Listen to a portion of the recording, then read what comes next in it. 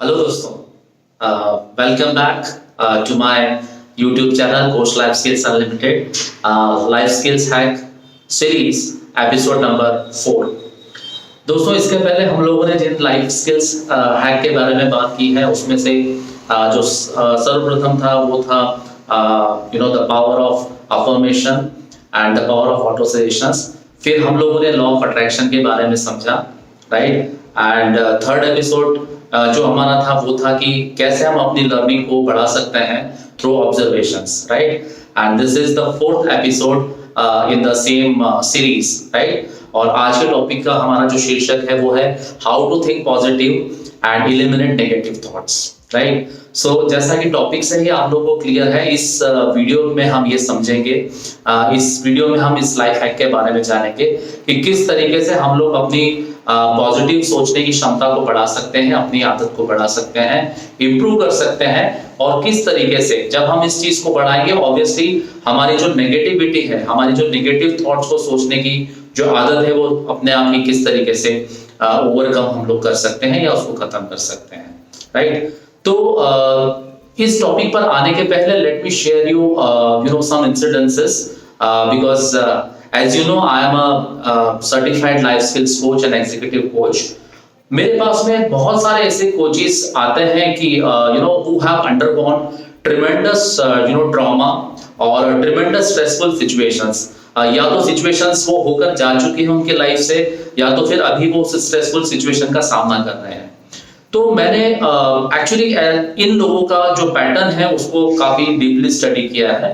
और जब मैं इन लोगों का पैटर्न को डीपली स्टडी किया तो कुछ एक चीजें जो है वो कॉमन निकल कर सामने आई हैं। सबसे पहले तो ये जो कैटेगरी है लोगों की, of course on the condition of anonymity, मैं एक जनरलाइज्ड आपको इनके कैरेक्टरिस्टिक्स बता रहा हूं कि सबसे पहले ये लोग बहुत स्ट्रेसफुल होते हैं। इसके कारण से इन लोगों का जो थॉट प्रोसेस है वो काफी डिस्टर्ब रहता है। मतलब ये एक कॉमन फैक्टर है इन लोगों के साथ में that they find it very difficult or very hard to concentrate on any subject और काफी जल्दी डिस्ट्रैक्ट हो जाते हैं। दूसरा जो पॉइंट है जो इस कैटेगरी के लोगों का, वो होता है इन्हें नींद ना आना। नींद ना आने से मतलब ये है कि ऐसा नहीं कि दे आर अनहेल्दी पीपल, मतलब उनके साथ में कोई हेल्थ की समस्या है, but since their mind is continuously involved in thinking the pros and cons of whatever is happening in their life, तो ये रिलैक्स नहीं हो पाते हैं, अपने माइंड को रिलैक्स नहीं कर पाते हैं और इसकी वजह से इन्हें नींद नहीं आती। रात रात भर ये सोचते रहते हैं and most of the time negative thoughts ज्यादा आते हैं, राइट। तो उस कारण से they find it highly uncomfortable when they retire for the day, या जब ये सोने के लिए जाते हैं, जिसे कि हम टेक्निकल भाषा में इंसोम्निया कहते हैं, राइट। एंड मोस्टली ये पाया गया है कि basically it is the over thinking only, जिसके कारण ये अपने आप को रिलैक्स नहीं कर पाते हैं, कॉन्सेंट्रेट नहीं कर पाते हैं। तीसरा जो चीज मैंने बहुत ही इंपॉर्टेंट ऑब्जर्व करी है, जो कि आप लोगों के बेनिफिट के लिए या दूसरों के बेनिफिट के लिए बहुत ज्यादा इंपॉर्टेंट है, कि ये लोग जो है समस्या जो है इतनी बड़ी नहीं होती है, राइट। बट क्या होता है कि ये लोग जो है समस्या को सेग्रीगेट नहीं कर पाते। मेरा कहने का मतलब थोड़ा सा आपको खुलकर समझाऊंगा। किसी भी समस्या को यदि हम सब टाइप्स में तोड़ लें या उसको ब्रेकअप कर लें स्मॉल चैलेंजेस में, तो हम पाएंगे कि एक्चुअली जिस समस्या को हम इतना बड़ा मान रहे थे या समझ रहे थे या जिससे घबरा रहे थे और जिसके कारण से हमारा कॉन्फिडेंस चला गया था या हम लोग डिप्रेस फील कर रहे थे, हमें समझ में आता है कि एक्चुअली वो समस्या इतनी बड़ी है ही नहीं। और उसको यदि हम वन एट ए टाइम उसको टैकल करें और उसको रिजॉल्व करने की कोशिश करें, तो हमें समझ में आता है कि एक्चुअली वो समस्या इतनी बड़ी थी ही नहीं, राइट। तो ये कुछ इंपॉर्टेंट पैटर्न्स हैं जिस तरीके के कोचेस मेरे पास में आते हैं फॉर लाइफ कोचिंग और एग्जीक्यूटिव कोचिंग, उनके ये नॉर्मली जो है ये प्रॉब्लम एरियाज रहते हैं और नॉर्मली ये कंप्लेन रहते हैं, ठीक है। तो अब यदि हमें प्रॉब्लम्स के बारे में समझ में आ जाता है तो देन प्रॉब्ली हम लोग सॉल्यूशंस के बारे में भी बात कर सकते हैं। तो ऐसे तो मैं अपने पूरे लाइफ कोचिंग सेशन को यहाँ पर आप लोगों के सामने तो नहीं शेयर कर सकता, लेकिन मैं कुछ लर्निंग्स जो मैंने इन लाइफ कोचिंग सेशन से जो निचोड़ निकाला है, या जो मेरी लर्निंग्स है, या ब्रीफली यदि मैं कहूँ उसको समराइज करने की कोशिश करूं, तो कुछ 3-4 पॉइंट्स निकल कर आते हैं कि किस तरीके से हम अपने निगेटिव थॉट्स को कंट्रोल कर सकते हैं या उन्हें रोक सकते हैं और पॉजिटिविटी को बढ़ा सकते हैं। उसमें जो सबसे पहला जो पॉइंट है वो है turn every obstacle into smaller challenges. जैसा मैंने आपको बताया, मैं आपको इसको एक एग्जांपल के जरिए आपको एक्सप्लेन करने की कोशिश करता हूं। मान लीजिए कि मेरा एक वीडियो ऑब्वियसली कॉलेज स्टूडेंट्स भी देख रहे होंगे, यंग प्रोफेशनल्स भी देख रहे होंगे और वर्किंग प्रोफेशनल्स भी देख रहे होंगे। तो मैं एक ऐसा एग्जांपल देता हूं कि जिससे कि आप इसको कोरिलेट कर सके। फॉर एग्जांपल, आपको इस वेडनेसडे को एक प्रेजेंटेशन बनाना है। You have to present a presentation on your business review, ठीक है, या आपको बिजनेस प्रेजेंटेशन बनाना है। नाउ डेफिनेटली बिजनेस प्रेजेंटेशन अपने आप में एक स्ट्रेसफुल इवेंट हो सकता है, लेकिन यदि आप इस बिजनेस प्रेजेंटेशन को सब चैलेंजेस में यदि ब्रेक करें और उसको सब एक्टिविटीज में तोड़ें, जैसे फॉर एग्जांपल शुरू की 5 स्लाइड्स बनाना, ये उसका सब चैलेंज हो गया। सेकेंड इज अब स्लाइड्स में जो मटेरियल है उसको सपोर्ट करने के लिए डेटा कलेक्ट करना, वो उसका दूसरा सब चैलेंज है।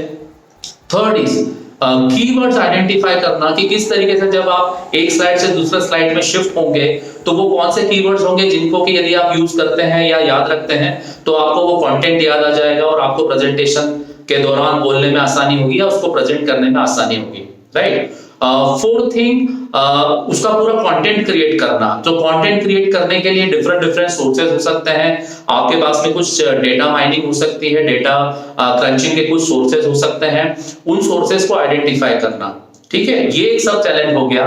Then identify the convenient time slot, जिसपे कि आपको अपने ऑफिशियल टाइम के बाद में जो है बैठकर काम करना है। तो ये अर्ली मॉर्निंग आवर्स हो सकते हैं, सुबह 5 या 6 बजे उठकर आप इस काम को कर सकते हैं। वो डिपेंड करता है आपकी वर्किंग स्टाइल के ऊपर। कई लोगों को जो है लेट नाइट काम करने का हैबिट होता है, तो ये उस तरीके से उसको चूज कर सकते हैं। तो कहने का मतलब ये है कि जो मेजर टास्क है जिसके कारण से हम लोग स्ट्रेसफुल है वो है बिजनेस प्रेजेंटेशन देना। लेकिन यदि हम उसको सब टास्क में डिवाइड कर लेते हैं, सब चैलेंजेस में तोड़ लेते हैं, तो हम ये पाएंगे कि एक्चुअली हमको जिस कारण से स्ट्रेस हो रहा था वो तो बेसिकली स्ट्रेस का कारण है ही नहीं, राइट। तो ऑफ कोर्स कई लोगों के लिए ये एग्जांपल इररिलेवेंट हो सकता है, but I tried my level best to give the simplest example possible, ठीक है। और आप अपने अपने फील्ड से रिलेटेड एग्जांपल को पिक करके अकॉर्डिंगली उसको एग्जीक्यूट कर सकते हैं, right. So that is the first step, या एक तरीका है आप अपनी पॉजिटिविटी को बढ़ा सकते हैं और नेगेटिविटी को कम कर सकते हैं, राइट। दूसरा जो पॉइंट है that you have to realise that positive thoughts can be a choice. हमारी लाइफ में हम जो कुछ भी है, आज मैं जो कुछ भी हूं, आज मैं जिस मुकाम पर खड़ा हूं, आप लोग जहां पर भी हैं, जिस मुकाम पर खड़े हैं, हमें सबको मानना होगा ये सब हमारी चॉइस के कारण हुआ है। हमेशा हमारी लाइफ में सेवरल चॉइसेस आई और जिस चॉइस को हमने पिक किया उसी चॉइस ने हमें यहां तक पहुंचाया है, ठीक।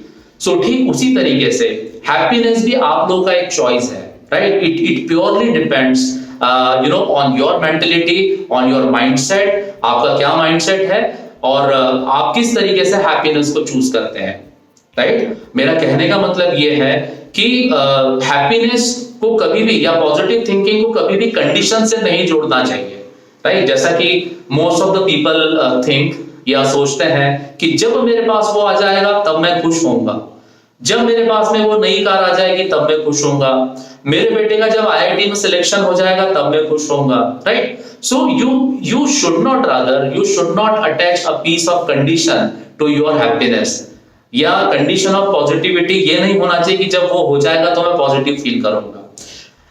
उल्टा it work other ways around.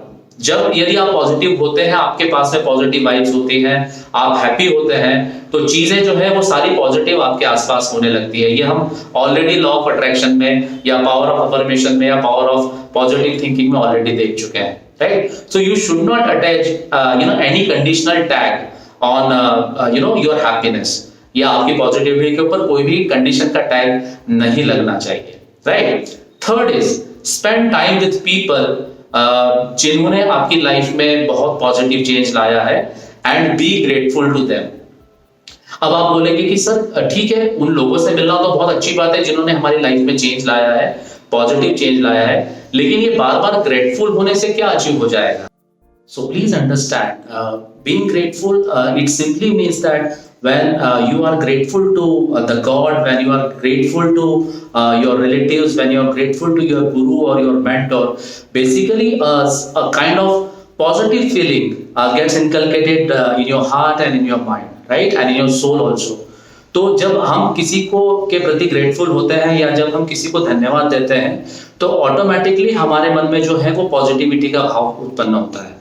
And that's why it is said that कि आप उनसे सर न सिर्फ मिलिए बल्कि आपकी आपकी जिंदगी में जो जो भी पॉजिटिव चीजें आई हैं उन गुरु के कारण, उन मेंटर्स के कारण या उन रिलेटिव्स के कारण, आपके पेरेंट्स के कारण, आपके फ्रेंड्स के कारण, प्लीज से थैंक यू टू देम। और जब ऐसा करते हैं तो डेफिनेटली आप जो है वो काफी पॉजिटिव फील करेंगे, काफी अच्छा महसूस करेंगे, right? And last but not the least is don't give up after the setback. कई लोगों की ये आदत होती है कि वो किसी एक पर्टिकुलर इवेंट में सक्सेसफुल नहीं होते हैं या उन्हें सक्सेस का सामना यदि नहीं कर पाते हैं किसी पर्टिकुलर इवेंट में तो वो खुद को ही एक्यूज मानने लग जाते हैं, खुद को ही दोषी मानने लग जाते हैं, and they assume themselves as a failure. तो आप प्लीज समझने की कोशिश कीजिए, यदि किसी पर्टिकुलर टास्क में या किसी एक पर्टिकुलर एक्टिविटी में if you are not successful, that does not mean that you would not be successful in any of the activities in the world, right? आप उस पर्टिकुलर टास्क में सक्सेसफुल नहीं हो पाए हैं जिसके कि बहुत सारे कारण हो सकते हैं। कारण एक ये हो सकता है कि शायद आपकी तैयारियों में कुछ कमी रही हो जिसको कि आप अगली बार में दुगना करके सक्सेसफुल हो सकते हैं। दूसरा हो सकता है कि इस टास्क में आप अचीव नहीं कर पाए हैं तो उसमें कुछ लर्निंग छुपी होगी, आप उस लर्निंग को फ्यूचर में कहीं पर उसको यूटिलाइज कर सकते हैं, राइट? सो मेरा ये कहने का मतलब है कि सक्सेस से या सेटबैक से आप कभी भी डिसहार्टन ना होइए या कभी भी डिससैटिस्फाइड मत होइए या उसको कभी भी पराजय मत मानिए, राइट? एंड वहां से आप एक पॉजिटिव फ्रेम ऑफ माइंड को साथ में लेकर आगे बढ़िए and definitely you would be successful. So that should be the right spirit, right? So thank you so much guys, आप लोगों ने एपिसोड 4 हमारा लाइफ स्किल्स हैक सीरीज का बड़ा शांति से सुना and it was really wonderful presenting this video to you. अगले वीडियो में मिलूंगा depending upon what are your suggestions in the comment box. वो टॉपिक लेकर मैं आपको अगले एपिसोड में जल्दी ही मिलूंगा। धन्यवाद आपका बहुत बहुत। I would like to request you, यदि आपको ये वीडियो पसंद आया है then please share it, and that is also a form of sharing the positivity in the society. Please do like it, please share it, and यदि मेरे channel को अभी तक आपने सब्सक्राइब नहीं किया है please do subscribe my channel coach life skills unlimited, right? So thank you so much, मिलता हूँ अगले एपिसोड में। धन्यवाद।